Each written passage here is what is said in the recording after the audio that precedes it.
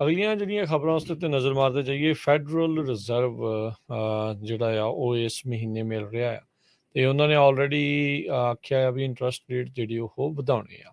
Christopher ਵਾਲਰ ਇਹ ਜਿਹੜੇ nominee ਸੀਗੇ ਗਵਰਨਰ ਦੇ ਲਈ ਫੈਡਰਲ ਰਿਜ਼ਰਵ ਦੇ, US ਪ੍ਰੈਜ਼ੀਡੈਂਟ ਜਿਹੜੇ ਟਰੰਪ ਆ ਉਹਨਾਂ ਦੇ ਦੁਆਰਾ, ਉਹਨਾਂ ਨੇ ਸੈਨੇਟ ਬੈਂਕਿੰਗ ਕਮੇਟੀ ਦੇ ਨਾਲ ਗੱਲਬਾਤ ਕਰਦੇ ਹੋਏ ਤੇ ਵਿਆਨਾ ਦੇ ਵਿੱਚ ਇੱਕ ਥਾਂ ਦੇ ਉੱਤੇ ਆਪਣੀ ਸਪੀਚ ਦੇ ਵਿੱਚ ਜਿਹੜੀ ਉਹ ਗੱਲ ਕੀਤੀ ਆ।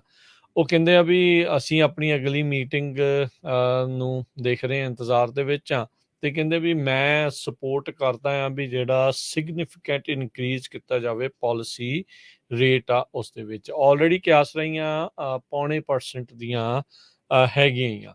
0.25% ਕਰਕੇ ਆਲਰੇਡੀ ਕਿੰਨੀ ਵਾਰੀ ਇੰਟਰਸਟ ਰੇਟ ਅਮਰੀਕਾ ਦੇ ਵਿੱਚ ਫੈਡ ਦੇ ਦੁਆਰਾ ਵਧਾਇਆ ਜਾ ਚੁੱਕਾ ਹੈਗਾ। ਸੋ ਫੈਡਰਲ ਰਿਜ਼ਰਵ ਦੇ ਜਿਹੜੇ ਗਵਰਨਰ ਕ੍ਰਿਸਟੋਫਰ ਵਾਲਰ ਆ ਉਹ ਵੀ ਇਸ ਭਾਵਨਾ ਦੇ ਵਿੱਚ ਹੀ ਜਿਹੜੇ ਲੀਨ ਆਪਾਂ ਕਹਿ ਸਕਦੇ ਹਾਂ। ਸੋ ਕਹਿ ਸਕਦੇ ਹਾਂ ਵੀ ਫੈਡਰਲ ਰਿਜ਼ਰਵ ਦੇ ਵਿੱਚ ਕੋਈ ਵੀ ਸ਼ਾਇਦ ਅਜਿਹਾ ਨਹੀਂ ਆ ਵੀ ਜਿਹੜਾ ਇਸ ਮੌਕੇ ਕਹਿ ਰਿਹਾ ਹੋਵੇ ਵੀ ਇੰਟਰਸਟ ਰੇਟ ਨੂੰ ਨਾ ਜਿਹੜਾ ਉਹ ਵਧਾਇਆ ਜਾਵੇ।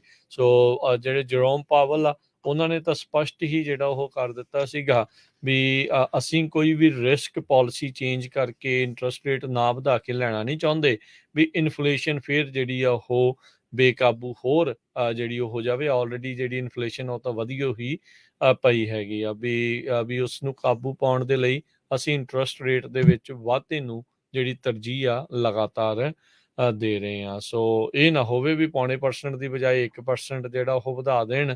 ਹੋਇਆ ਤਾਂ ਨਹੀਂ ਅੱਜ ਤੱਕ ਕਦੀ ਵੀ ਇਦਾਂ ਵੀ 1% ਸਿੱਧਾ ਫੈਡ ਨੇ ਇੰਟਰਸਟ ਰੇਟ ਜਿਹੜਾ ਉਹ ਵਧਾਇਆ ਹੋਵੇ। ਸੋ ਪਰ ਦੇਖਣ ਵਾਲੀ ਗੱਲ ਆ ਇਹ ਇਸ ਹੱਕ ਦੇ ਵਿੱਚ ਨੇ ਵੀ ਸਿਗਨੀਫੀਕੈਂਟ ਇਨਕਰੀਜ਼ ਕਰਨ ਦੇ ਲਈ ਸਾਨੂੰ ਕੋਈ ਵੀ ਦਿੱਕਤ ਨਹੀਂ ਜੀ। ਜੇ ਇੰਟਰਸਟ ਰੇਟ ਦੀ ਗੱਲ ਕਰਦੇ ਜਾਈਏ ਤੇ 30 ਈਅਰ ਇੰਟਰਸਟ ਰੇਟ ਹੁਣ ਆਲਮੋਸਟ 6% ਦੇ ਲਾਗੇ ਛਾਗੇ ਹੋ ਗਏ। 2008 ਤੋਂ ਬਾਅਦ ਪਹਿਲੀ ਵਾਰੀ 6% ਦੇ ਉੱਤੇ ਜੋ ਇੰਟਰਸਟ ਰੇਟ ਹੈ ਪਹੁੰਚਿਆ।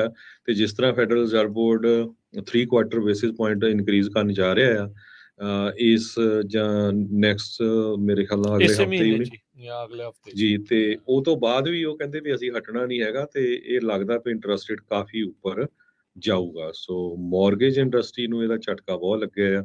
70 ਤੋਂ 80% ਤੱਕ ਮੌਰਗੇਜ ਕੰਪਨੀਆਂ ਦੇ ਵਿੱਚ ਲੇ ਆਫ ਹੋ ਚੁੱਕੀ ਹੈਗੀ ਆ ਕਿਉਂਕਿ ਜੋ ਰੀਫਾਈਨਾਂਸ ਆ ਉਹ ਪੂਰੀ ਤਰ੍ਹਾਂ ਡੈਡ ਹੀ ਕਹਿ ਸਕਦੇ, ਬਹੁਤ ਘੱਟ ਆ ਤੇ ਸਿਰਫ ਥੋੜੇ ਪਰਚੇਜ ਜਿਹੜੇ ਆ ਉਹ ਰਹਿ ਗਏ ਹੈਗੇ ਆ ਕਿਉਂਕਿ 2.5% ਤੋਂ 6% ਇੰਟਰਸਟ ਦੇ ਨਾਲ ਜੋ ਪੇਮੈਂਟ ਆ ਉਹਦਾ ਬਹੁਤ ਜ਼ਿਆਦਾ ਫਰਕ ਪੈਂਦਾ ਹੈਗਾ ਜੀ। ਮੌਰਗੇਜ ਐਪਲੀਕੇਸ਼ਨਸ ਦੇ ਵਿੱਚ ਕਾਫੀ ਗਿਰਾਵਟ ਜਿਹੜੀ ਹਰਜੋਤ ਸਿੰਘ ਜੀ ਦਰਜ ਹੋਈ ਆ। ਪਿਛਲੇ ਸਾਲ ਦੇ ਮੁਕਾਬਲੇ 23% ਮੌਰਗੇਜ ਐਪਲੀਕੇਸ਼ਨ ਪਿਛਲੇ ਮਹੀਨੇ ਦੇ ਵਿੱਚ ਉਹ ਘੱਟ ਹੋਈਆਂ ਆ।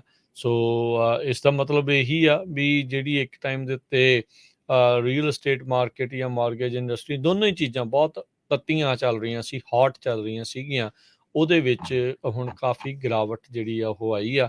ਸੋ ਰੈੱਡ ਹਾਟ ਪੈਂਡੈਮਿਕ ਜਿਹੜੀ ਹਾਊਸਿੰਗ ਮਾਰਕੀਟ ਆ ਉਹ ਘਟੀ ਆ। ਆਲਦੋ ਹਰਜੋਤ ਸਿੰਘ ਜੀ ਉਸ ਟਾਈਮ ਦੇ ਉੱਤੇ ਵੀ ਸੈਂਟੀਮੈਂਟ ਇਹੀ ਸੀਗਾ ਯਾਰ ਇਹ ਲੋੜੋਂ ਵੱਧ ਬਗੈਰ ਮਤਲਬ ਤੋਂ ਬੇਹਤਾਸ਼ਾ ਰਫਤਾਰ ਦੇ ਨਾਲ ਜਿਹੜੀ ਉਹ ਤੇਜ਼ ਵੱਧ ਰਹੀ ਆ ਤੇ ਹੁਣ ਜਦੋਂ ਠੱਲ ਪਈ ਆ, ਰੁਕ ਗਿਆ ਆ ਤੇ ਉਦੋਂ ਵੀ ਜਿਹੜਾ ਆ ਉਹ ਮੁਸ਼ਕਿਲਾਂ ਵਾਲੀ ਜਿਹੜੀ ਸਮਾਂ ਉਹ ਚੱਲ ਰਿਹਾ ਆ। ਉਦੋਂ ਰੇਟ ਵੀ ਬਹੁਤ ਜ਼ਿਆਦਾ ਇਨਕਰੀਜ਼ ਵੱਧਦੇ ਜਾ ਰਹੇ ਸੀਗੇ। ਲੋਕ ਇੱਕ ਤੋਂ ਇੱਕ ਉੱਤੇ ਹੋ ਕੇ ਵੱਧ ਪ੍ਰਾਈਸ, ਕੋਈ ਲੱਖ ਵੱਧ, ਕਦੇ ਤੁਹਾਡੇ ਬੇਰੀ ਵਾਲੇ ਪਾਸੇ ਤਾਂ ਕਈ ਮਿਲੀਅਨ ਵੱਧ ਵੀ ਜਿਹੜੇ ਆ ਉਹ ਦੇਈ ਜਾ ਰਹੇ ਸੀਗੇ। ਉੱਥੇ ਤੱਕ ਜਿਹੜੀ ਗੱਲ ਉਹ ਬਣ ਗਈ ਸੀਗੀ। ਹੁਣ ਇੰਟਰਸਟ ਰੇਟ ਜਿੱਦਾਂ ਪਹਿਲੋਂ ਕਹਿ ਲਓ ਵੀ ਐਵਰੇਜ 2.5-3 ਦੇ ਵਿੱਚ ਚੱਲਦੇ ਸੀ, ਹੁਣ ਐਵਰੇਜ 6% ਦੇ ਉੱਤੇ ਪਹੁੰਚੇ ਆ। ਉਹਦੇ ਨਾਲ ਇਹ ਦੋਨਾਂ ਹੀ ਮਾਰਕੀਟਸ ਦੇ ਉੱਤੇ ਜਿਹੜਾ ਕਾਫੀ ਵੱਡਾ ਜਿਹੜਾ ਅਸਰ ਪਿਆ ਹੈਗਾ ਆ। ਸੋ ਆਪਾਂ ਰੇਡੀਓ ਦੇ ਉੱਤੇ ਬਹੁਤ ਵਾਰ ਦੱਸਦੇ ਰਹੇ ਆ ਵੀ ਇਹ ਜਿਹੜਾ ਰਿਸੈਸ਼ਨ ਆ ਨਾ ਫਿਰ ਝਟਕਾ ਇੱਕਦਮ ਹੀ ਲੱਗਦਾ। ਬਹੁਤ ਲੋਕ ਸੋਚਦੇ ਨਹੀਂ ਜਿਹੜੇ ਲੇਟਲੀ 2010 ਤੋਂ ਬਾਅਦ ਆਏ ਆ। ਮੈਂ ਪਹਿਲਾਂ ਵੀ ਦੱਸ ਰਿਹਾ ਵੀ 3 ਰਿਸੈਸ਼ਨ USA 'ਚ ਦੇਖੇ ਆ। ਬਹੁਤ ਬੁਰਾ ਹਾਲ ਕਈ ਵਾਰੀ ਹੋ ਜਾਂਦਾ। ਕੱਲ ਹੀ ਮੇਰੀ ਇੱਕ ਆਪਣੀ ਸਰੋਤੇ ਨਾਲ ਗੱਲਬਾਤ ਹੋ ਰਹੀ ਸੀ, ਕਹਿੰਦੇ ਵੀ 7 ਮਹੀਨੇ ਪਹਿਲਾਂ ਉਹਨਾਂ ਨੇ ਲੈਥਰੋਪ ਦੇ ਵਿੱਚ ਘਰ ਬੁੱਕ ਕਰਾਇਆ ਸੀ ਤੇ ਪਹਿਲਾਂ ਤਾਂ ਕਹਿੰਦੇ ਵੀ ਬੁੱਕ ਕਰਾਉਣ ਨੂੰ ਸਾਨੂੰ ਲਾਈਨਾਂ 'ਚ ਖੜਨਾ ਪਿਆ ਤੇ ਲੋਟੇ ਸੀਗੇ, ਹਜੇ ਬਣਦੇ ਨਹੀਂ ਸੀ ਘਰ ਤੇ ਉਹਨਾਂ ਨੇ 6 ਲੱਖ ਤੇ 90 ਹਜ਼ਾਰ ਨੂੰ ਜਿਹੜਾ ਆ 7 ਲੱਖ ਤੇ 90 ਹਜ਼ਾਰ ਨੂੰ ਬੁੱਕ ਕਰਾਇਆ ਸੀ ਘਰ ਠੀਕ ਹੈ। ਤੇ ਹੁਣ ਜਦੋਂ ਉਹ ਕੰਪਲੀਟ ਹੋਇਆ ਤੇ ਉਹ ਕਹਿੰਦੇ ਵੀ ਅਸੀਂ ਤਾਂ ਬੈਕ ਆਊਟ ਹੋ ਜਾਣਾ, ਵੀ ਅਸੀਂ ਨਹੀਂ ਅਫੋਰਡ ਕਰ ਸਕਦੇ ਇੰਨੀ ਹਨਾ ਹੂੰ ਪੇਮੈਂਟ ਆ। ਤੇ ਇੰਟਰਸਟ ਉਹ ਰੇਟ ਬਹੁਤ ਆ। 790 ਤੋਂ ਸਿੱਧੇ ਕਹਿੰਦਾ 7,30,000 ਤੇ ਆ ਗਏ। ਹੂੰ ਤੇ ਤੁਸੀਂ ਹਿਸਾਬ ਲਾ ਲਓ ਵੀ 60,000 ਡਾਊਨ ਕਰਤਾ, ਤੇ ਕਹਿੰਦੇ ਵੀ 60% ਦੇ ਕਰੀਬ ਉੱਥੇ ਸਾਰੇ ਪੰਜਾਬੀ ਉਸ ਏਰੀਏ 'ਚ, ਤੁਹਾਨੂੰ ਪਤਾ ਵੀ ਲੈਥਰੋਪ, ਟ੍ਰੇਸੀ, ਮੰਟੀਕਾ ਮੰਟੀਕਾ, ਟ੍ਰੇਸੀ ਉਸ ਏਰੀਏ 'ਚ ਪੰਜਾਬੀਆਂ ਦਾ ਇਸ ਵੇਲੇ ਗੜ। ਜੇ ਕੋਈ ਘਰ ਖਰੀਦਦਾ 80% ਪੰਜਾਬੀ ਆ ਉੱਥੇ। ਹੂੰ ਤੇ ਕਹਿੰਦਾ ਵੀ 60% ਦੇ ਕਰੀਬ ਮੇਰੇ ਜਿਹੜੇ ਦੋਸਤ ਮਿੱਤਰ ਆ ਉਹਨਾਂ ਨੇ ਆਲਰੇਡੀ ਕੈਨਸਲ ਕਰਤੇ, ਜਿਨ੍ਹਾਂ ਨੇ ਹਜੇ ਸਾਈਨ ਪੂਰੇ ਉਹਨਾਂ ਦੇ ਫਾਈਨਲ ਨਹੀਂ ਹੋਏ ਸੀ। ਤੇ ਜਿਨ੍ਹਾਂ ਨੇ ਲੈ ਲਏ ਹੁਣ ਉਹ ਥੋੜੇ ਪਛਤਾ ਵੀ ਰਹੇ ਆ ਵੀ ਦੇਖੋ ਹੁਣ ਆਲਰੇਡੀ ਇੱਕਦਮ ਹੀ 60,000 ਪ੍ਰਾਈਸ ਘਟ ਗਈ ਆ, ਕਿਉਂਕਿ ਹੁਣ ਫਿਰ ਰੀਫਾਈਨਾਂਸ ਵੀ ਨਹੀਂ ਹੋਣਾ, ਹੁਣ ਵੇਟ ਕਰਨਾ ਪਊਗਾ, ਹਜੇ ਪਤਾ ਨਹੀਂ ਕਿੰਨਾ ਹੋਰ ਡਾਊਨ ਜਾ ਸਕਦਾ ਹੈਗਾ। ਸੋ ਜਦੋਂ ਫਿਰ ਝਟਕਾ ਲੱਗਦਾ, ਪਹਿਲਾਂ ਕੋਈ ਵੀ ਨਹੀਂ ਸੋਚਦਾ ਸੀ ਵੀ ਇੱਕਦਮ ਇੰਨਾ ਹੋ ਜਾਊਗਾ, ਥੱਲੇ ਚੱਲ ਜਾਊਗੀਆਂ, ਤੇ ਉਹ ਫਿਰ ਸਾਰੇ ਇੱਕਦਮ ਰੁਕ ਜਾਂਦੇ ਆ। ਜੇ ਲੈਣਾ ਵੀ ਹੁੰਦਾ ਉਹ ਕਹਿੰਦੇ ਵੀ ਸ਼ਾਇਦ ਹੋਰ ਥੱਲੇ ਚੱਲ ਜਾਊਗੀ, ਹੋਰ ਥੱਲੇ ਚੱਲ ਜਾਊਗੀ।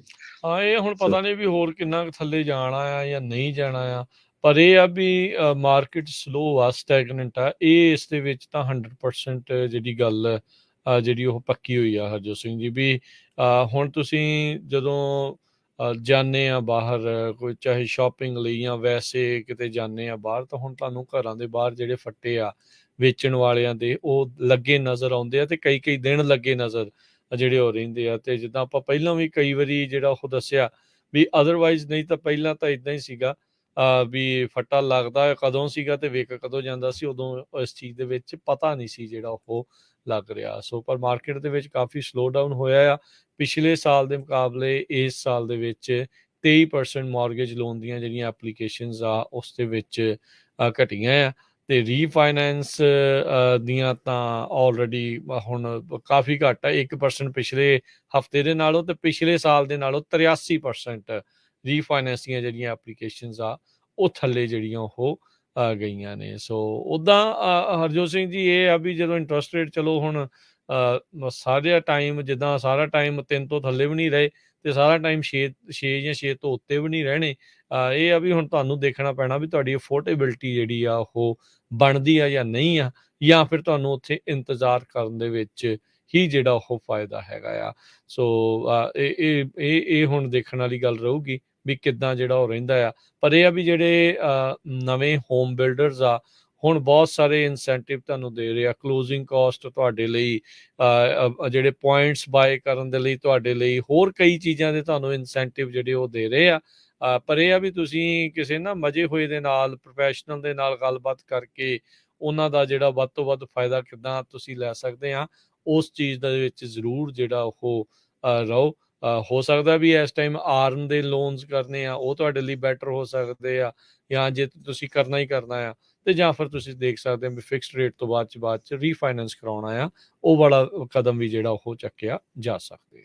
ਇਸੇ ਤਰ੍ਹਾਂ ਸਟਾਕ ਮਾਰਕੀਟ ਦੀ ਗੱਲ ਕਰਦੇ ਜਾਈਏ ਤੇ ਸਟਾਕ ਮਾਰਕੀਟ 3 ਹਫ਼ਤਿਆਂ ਬਾਅਦ ਅੱਜ ਉੱਪਰ ਗਈ ਹੈਗੀ ਆ, 200 ਤੋਂ ਵੱਧ ਪੁਆਇੰਟ ਇਸ ਟਾਈਮ ਉੱਪਰ ਜਾ ਰਹੀ ਆ। ਜਿਸ ਟਾਈਮ ਆਪਾਂ ਤੁਹਾਡੇ ਨਾਲ ਖਬਰਾਂ ਡਿਸਕਸ ਕਰ ਰਹੇ ਆ, ਡਾਓ ਜੋਨ ਇੰਡਸਟਰੀਅਲ 296 ਪੁਆਇੰਟ ਉੱਪਰ ਗਿਆ ਹੈ, S&P ਇੰਡੈਕਸ 45 ਦੇ ਕਰੀਬ, ਤੇ ਨੈਸਡੈਕ 211 ਪੁਆਇੰਟ ਦੇ ਕਰੀਬ। 3 ਹਫ਼ਤੇ ਲਗਾਤਾਰ ਸਟਾਕ ਮਾਰਕੀਟ ਨੂੰ ਝਟਕਾ ਲੱਗਾ ਰਿਹਾ। ਜੀ ਜੀ ਬਿਲਕੁਲ ਹਰਜੋਤ ਸਿੰਘ ਜੀ। ਹਾਊਸਿੰਗ ਡਿਮਾਂਡ ਜਿਹੜੀ ਆ ਹਰਜੋਤ ਸਿੰਘ ਜੀ, ਆਪਾਂ ਜੇ ਦੇਖਿਆ ਜਾਵੇ, ਦੇਖੋ ਜਿਹੜਾ ਇਨਕਰੀਜ਼ ਜਿਹੜਾ ਆਪਾਂ ਦੱਸ ਰਹੇ ਆ ਨਾ, ਦੇਖ ਰਹੇ ਆ, ਇਹ ਨੰਬਰਸ ਦੇ ਵਿੱਚ ਵੀ ਸ਼ੋ ਹੁੰਦਾ ਆ। ਐਵਰੇਜ ਹਾਊਸਿੰਗ ਪ੍ਰਾਈਸ $3,74,500 ਸੀਗੀ।